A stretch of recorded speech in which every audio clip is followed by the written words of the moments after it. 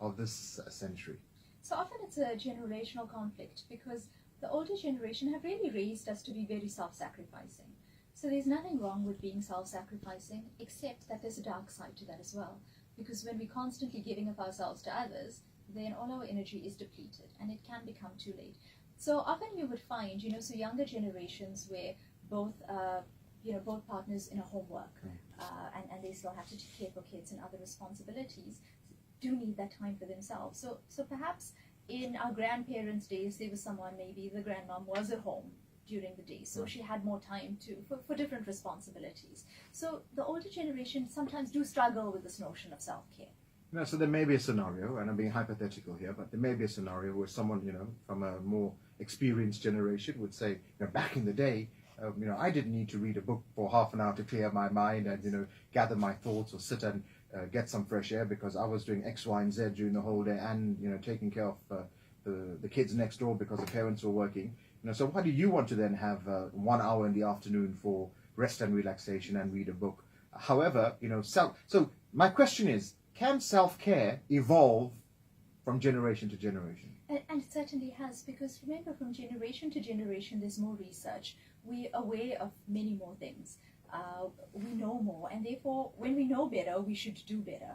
And as we are more educated about the dangers of not taking care of ourselves, of how common burnout is, we realize that we do need to take better care of ourselves. When we see our parents and grandparents becoming very ill because of how hard they've worked and they haven't rested, we realize that we need to make changes. When we see our elders with lifestyle diseases, we realize that we need to make changes in our lifestyles as well. So depending on what's happened in the past, we have to learn from that and then make changes today. So importantly, you don't need anyone's permission to take care of yourself. You don't need someone to validate you and say, yes, you know what, go and read a book. People are not going to understand it. You've got to take responsibility for your health, because when your health fails, you are the number one person that is going to suffer. I like that. So you don't need permission. Absolutely.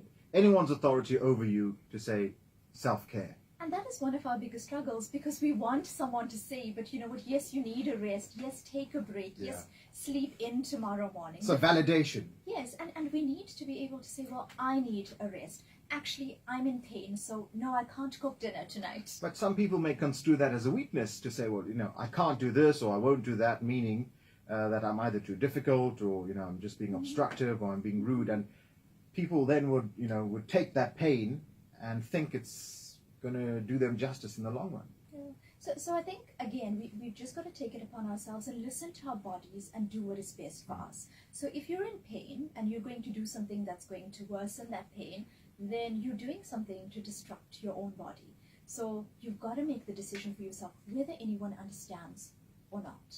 So you're saying when it comes to your health, so let's say if you're type 2 diabetic, you're hypertensive, you have cardiovascular disease, if you have other challenges, mental health issues like depression, anxiety, all the more reason for you to enhance and focus on your self-care. Absolutely. So for example, someone might have depression like you mentioned. Not everyone knows that they have depression. So it's that person's responsibility to do what is best for their mental health.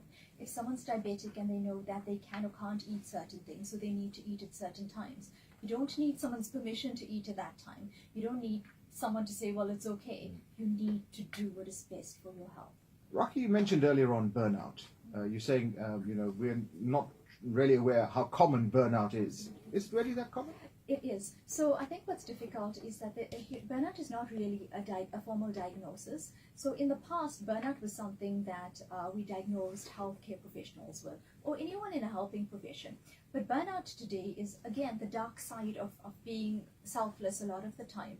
So, we're seeing it with people emotionally and physically drained at the same time, where they're becoming cynical and just couldn't care about things, that they're less productive in the things that they used to be productive with before, or not enjoying the things that they did enjoy. And it's just because the energy is depleted by having too many tabs open at the same time. Right. So there is a direct link between burnout and self-care. Absolutely. So self-care really is one of the antidotes to burnout. So what causes burnout?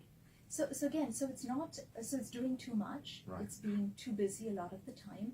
It's not using our time meaningfully. It's not saying no when we should sometimes say no. It's not listening to our bodies.